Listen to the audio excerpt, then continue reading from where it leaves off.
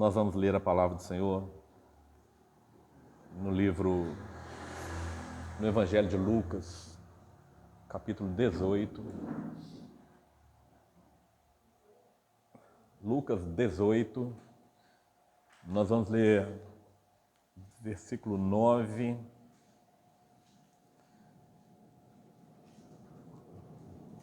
até o versículo 14.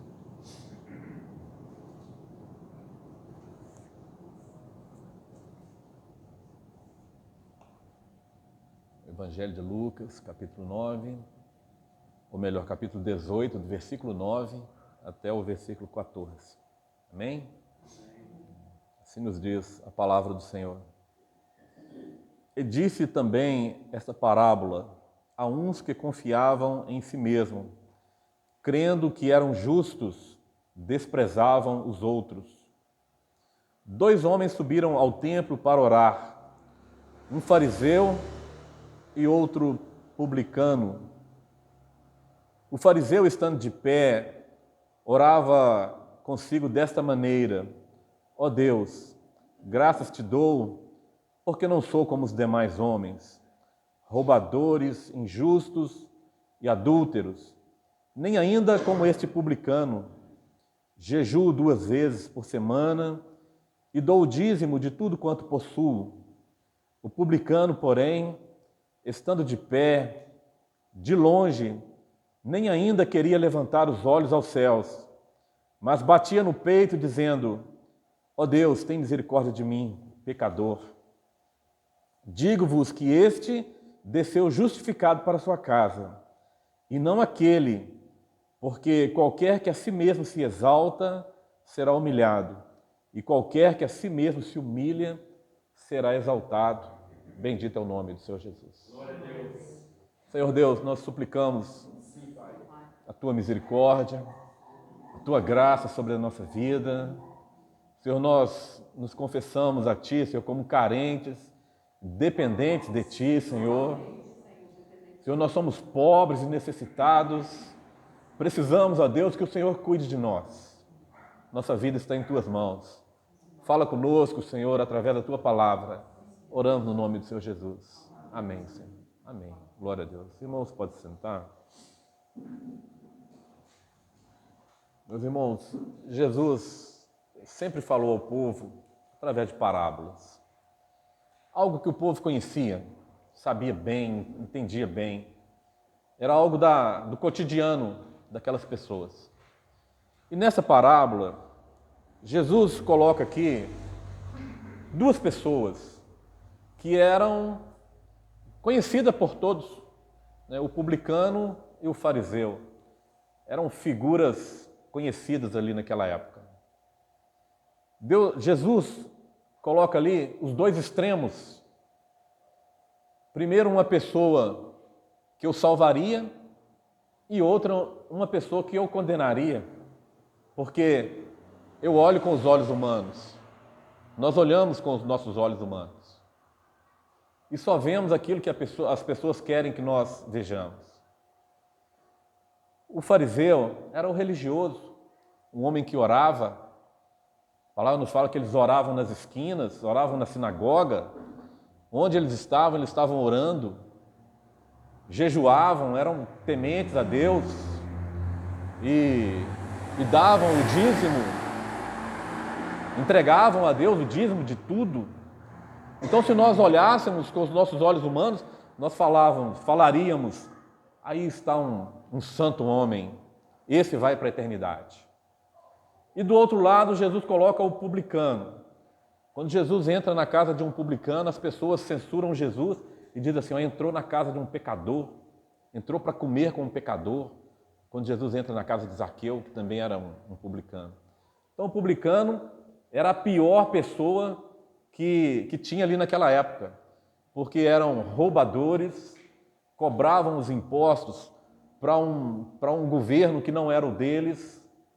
Então eles eram considerados como traidores, porque eles eram ligados a Roma e não ao povo deles, aos israelitas, aos hebreus.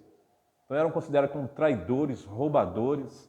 Era a pior pessoa que tinha aos olhos humanos ali. Jesus coloca os dois extremos. Aquele que nós olhávamos e diríamos, esse é santo. E aquele que nós olhávamos e diríamos, aí está um grande pecador. Para esse não tem salvação. Jesus coloca dessa forma. Mas a palavra de Deus nos fala que Deus não vê como nós vemos. Lá no livro de 1 Samuel, capítulo 16, versículo 7, Deus fala com Samuel, não olhe para a sua aparência, porque eu já o rejeitei. Falando a respeito de Saul. Saul era ali um homem forte, um homem bonito, né, alto. A palavra fala que ele era o mais alto ali de todos ali. Né? Quando a multidão se juntava, ele sobressaía pela sua altura. Então era uma pessoa, aos olhos humanos, desejado para ser rei. Mas Deus fala com Samuel, não olhe para a sua aparência, porque eu já rejeitei. Então aquilo que nós olhamos como aprazível e como agradável, muitas vezes aos olhos de Deus é desprezível. E Deus fala com Samuel, porque eu não olho como os homens olham, eu olho o coração. E quando Deus olha para a nossa vida, Deus não está querendo ver em nós aquilo que nós somos, a nossa força ou os nossos recursos. Deus quer ver o nosso coração. Deus olha para o coração do homem. Então as nossas obras, aquilo que nós fazemos, como é o caso desse senhor, que quer ser pessoa boa para alcançar a salvação, isso não tem valor, porque Deus não olha para isso. Deus olha para o coração. E as coisas que nós fazemos pelo nosso próprio esforço, pelas nossas próprias forças, achando que por isso nós seríamos melhor do que os outros, isso para Deus é como esterco. Paulo, quando ele fala de si, ele fala das suas credenciais. Ele diz, eu sou hebreu de hebreu, eu sou o cumpridor da lei, circuncidado ao 8º dia, né? Irrepreensível. Mas ele fala assim, isso tudo refutei como esterco, como escória, porque isso não tem valor para Deus. Paulo é um dos exemplos que nós, com os nossos olhos humanos, olharíamos e condenaríamos. Perseguidor da igreja, perseguidor. Quando Deus diz para Ananias ir lá orar por Paulo, Ananias já condena, Senhor, esse daí é um perseguidor, você não está sabendo o que ele está fazendo com a igreja. Se deixasse para Ananias, falou, Ananias, se quiser você vai lá orar. Ananias não ia, porque Ananias conhecia a pessoa. E assim muitas vezes somos nós, às vezes nós olhamos para as pessoas e já condenamos. E dizemos para esse não tem solução. Mas Deus vê o coração. E muitas vezes aqueles que nós achamos que são santos, que são os bons, Deus tem rejeitado. Porque confiam em si mesmo, confiam nas suas próprias forças. Deus não vê da mesma forma. Salmo 139, Davi, quando ele fala a respeito dos atributos de Deus, esse salmo eu acho ele muito interessante. É um poema que foi escrito de uma forma que nós conhecemos ainda hoje, que é o chamado sextílio. A cada seis versículos fala de um atributo de Deus. Então ali está falando da onisciência de Deus, fala da onipotência de Deus e da onipresença de Deus. E quando ele fala da onisciência, ele fala assim, de longe conheces o meu pensamento. Então não adianta nós querer mostrar as nossas obras para Deus, porque isso não tem valor, porque Deus conhece a nossa intenção, Deus conhece o nosso coração. As pessoas querem fazer algo para Deus, para receber algo em troca, e Deus conhece a intenção. Muitas vezes está fazendo a coisa certa, porque Jesus disse para nós ajudarmos os pequeninos. Isso é uma ordenança do Senhor Jesus, mas muitas vezes as pessoas fazem a coisa certa com uma motivação errada. E Deus conhece o pensamento, Deus sabe qual a sua intenção em cada obra, em cada coisa que você faz. O salmista diz que de longe conheces o meu pensamento. Então Deus, ele vê de uma forma completamente diferente. Mas eu queria colocar aqui para os irmãos 3 pontos nessa mensagem que nós precisamos tomar como lição para nós. 3 reconhecimentos que nós precisamos ter e que nós retiramos não das atitudes do fariseu, que era o religioso, que era aquele que aos nossos olhos seria um exemplo a ser seguido.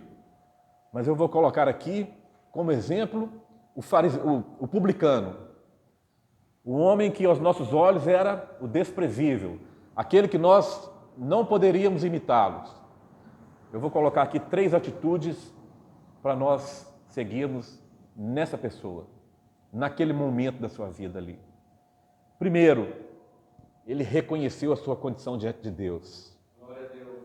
Nós precisamos reconhecer essa condição, saber que ele é Deus e nós somos seus servos.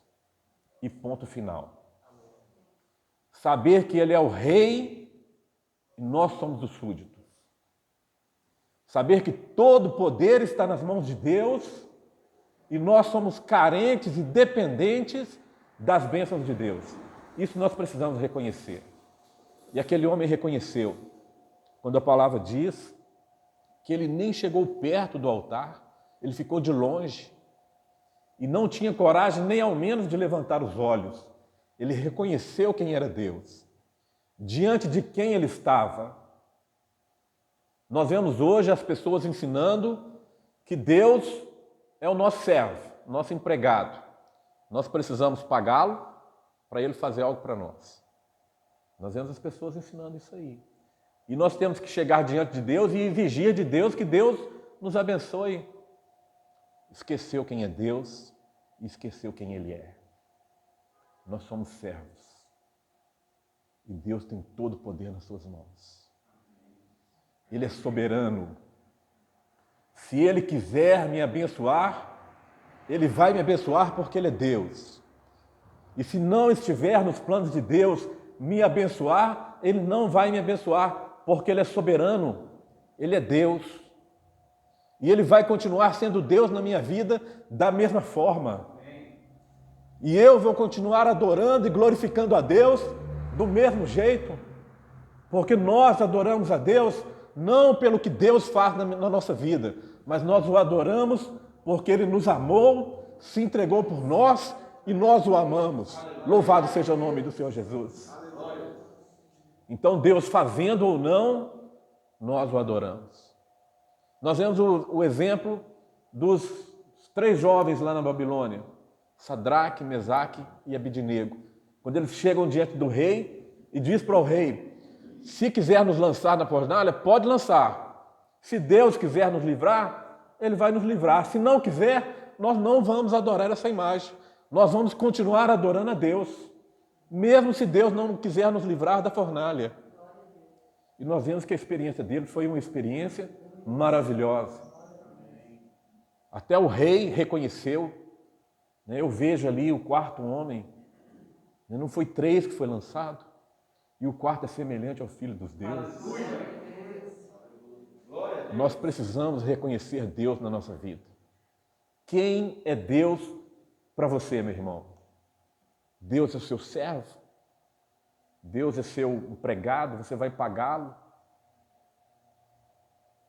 Paulo, ele diz: quem deu primeiro a ele para que seja recompensado? Então, nada que nós recebemos de Deus é recompensa daquilo que nós entregamos a Deus, porque tudo é dele. Tudo que eu possuo é dele, a minha vida é dele e a sua vida também está nas mãos dele. Então, ninguém deu primeiro a ele para ser recompensado. Deus é soberano. Aquele publicano, pecador, roubador, cobrador de impostos, às vezes com usura, como diz Zaqueu: se porventura alguém eu tenho prejudicado, eu restituo 4 vezes. No mínimo ele tirava ali 2, 3 vezes, ou talvez até 4, daquilo que era o imposto real que a pessoa precisava pagar. Então era uma pessoa terrível, mas essa pessoa, ela reconheceu quem era Deus na sua vida, quem era Deus para si. Nós precisamos disso, reconhecer quem é Deus. É o primeiro ponto que eu queria colocar. Vamos para o segundo. Reconhecer que somos pecadores. Meus irmãos, isso é difícil às vezes. É difícil nós reconhecermos isso. Somente pelo Espírito Santo é que nós podemos dizer que somos pecadores. Somente se o Espírito Santo agir na nossa vida. Então é por isso que nós estamos clamando para que Deus encha a nossa vida com o seu Espírito Santo. Que Deus encha essa congregação com o seu Espírito Santo. Que nós possamos transbordar desse Espírito.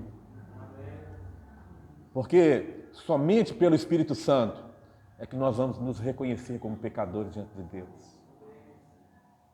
E a palavra de Deus diz que todos pecaram. Todos pecaram. E destituídos estamos da glória de Deus. Retirados, desligados da glória de Deus. É isso que o pecado faz na vida do homem. Desliga o homem de Deus. Retira a glória de Deus da vida do homem. E o que Deus quer é que a sua glória possa resplandecer na nossa vida. Nós precisamos brilhar onde nós formos. Jesus disse, nós somos a luz do mundo. Sal da terra, meu irmão, nós precisamos fazer a diferença. O Espírito Santo precisa agir na nossa vida. Então, nós precisamos reconhecer que somos pecadores. Nenhum de nós somos santos. Mas Deus exige de nós a santificação diária. Senhor Jesus, ou melhor, Deus, Ele diz, sede santos, porque eu sou santo. Somente aqueles que foram santificados, esses podem estar na presença de Deus. E essa ação de Deus na nossa vida, ela só vem quando nós nos reconhecemos como pecadores. E nós precisamos reconhecer isso. Senhor, tem misericórdia de mim, pecador. Aquele homem reconheceu o seu pecado, reconheceu suas falhas, reconheceu que a sua vida precisava de um rumo novo, que ele precisava se converter daquele caminho. Ele reconheceu isso aí. E o terceiro ponto que eu quero colocar para os irmãos aqui, que sem os dois primeiros a gente não consegue chegar no terceiro. É um caminho, é um passo a passo. É reconhecer que somente Deus pode perdoar nosso pecado. Não existe outro nome dado em cima nos céus ou embaixo na terra pelo qual devamos ser salvos, a não ser o nome de Jesus Cristo. Porque esse nome é sobre todo nome. Louvado seja o nome do Senhor Jesus. Reconhecer que somos pecadores e confessar a Deus o nosso pecado. Reconhecer que somente Deus pode nos perdoar. E a nossa transgressão é contra Deus. Nosso pecado é contra Deus. O salmista diz, somente contra ti pequei. Então somente Deus pode nos perdoar. Lá na carta de João, na primeira carta de João, no capítulo 1, versículo 7. Eu vou pedir aos irmãos que abram comigo. É um livro fácil de encontrar, está ali pertinho de Apocalipse. Está bem pertinho, a primeira carta de João, no capítulo 1.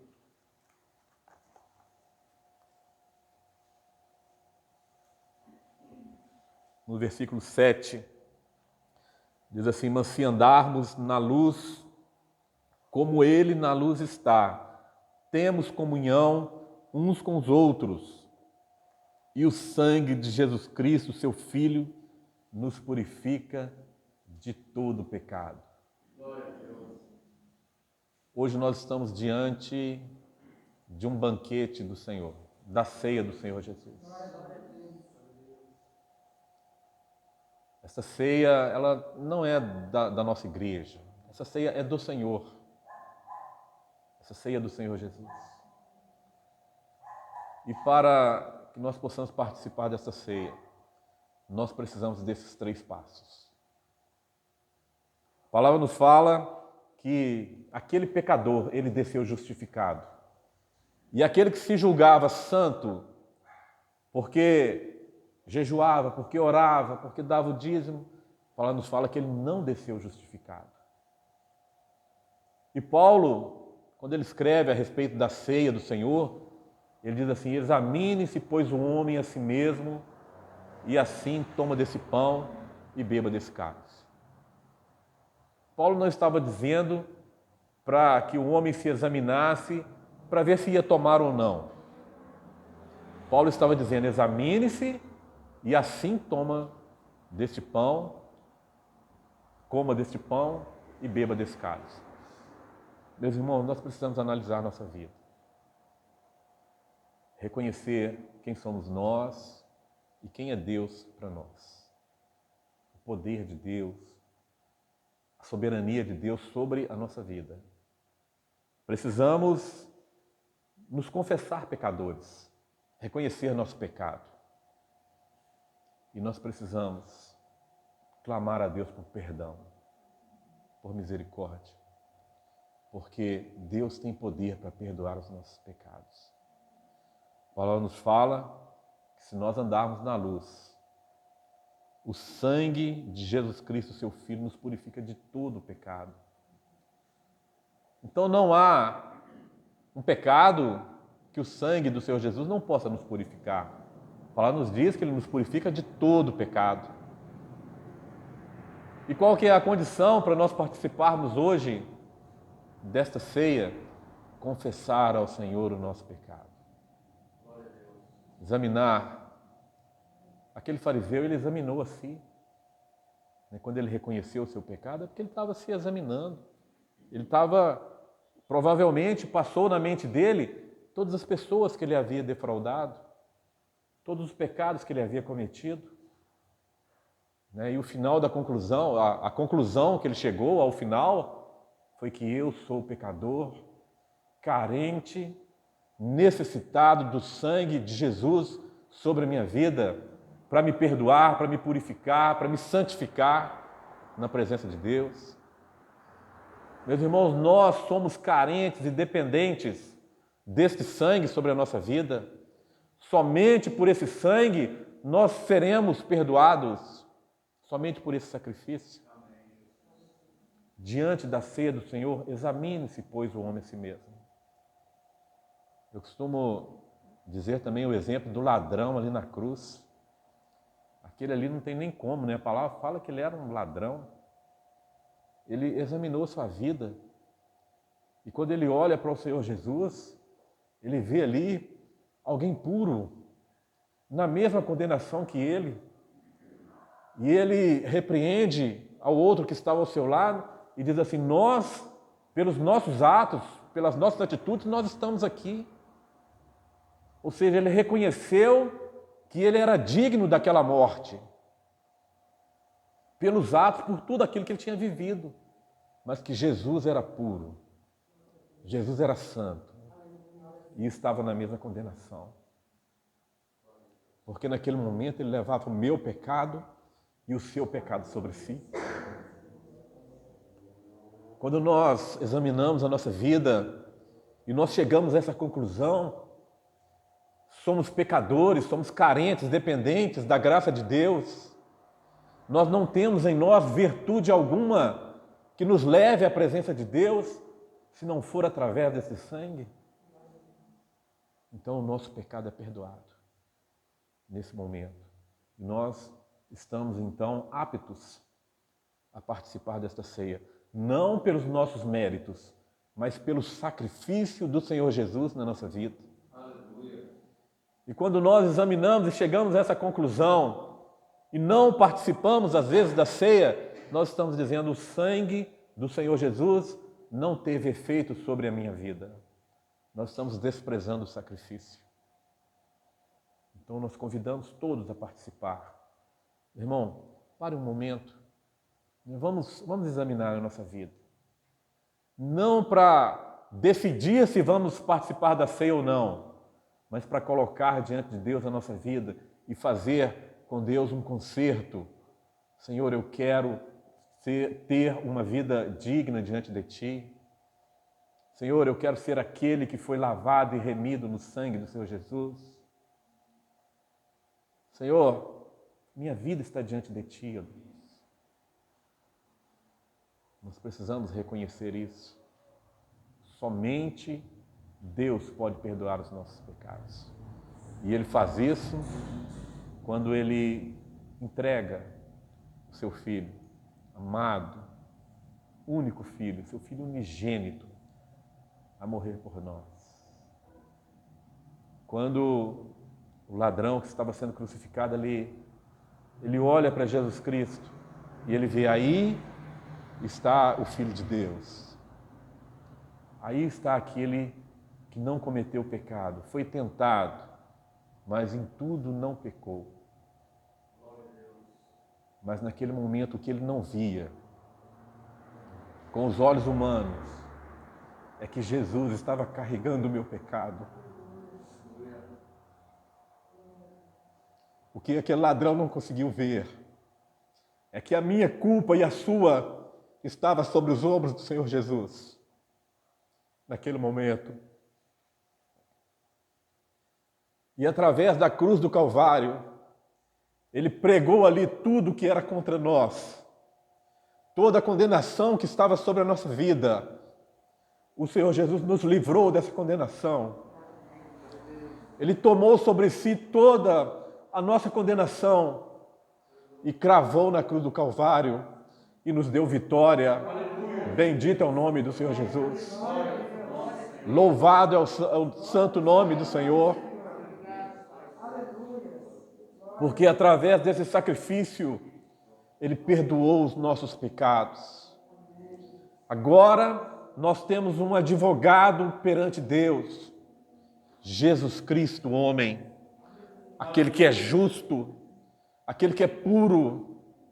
Ele é o nosso advogado diante de Deus. E em todo momento em que somos acusados, Jesus Cristo é o nosso advogado. Louvado seja o nome do Senhor.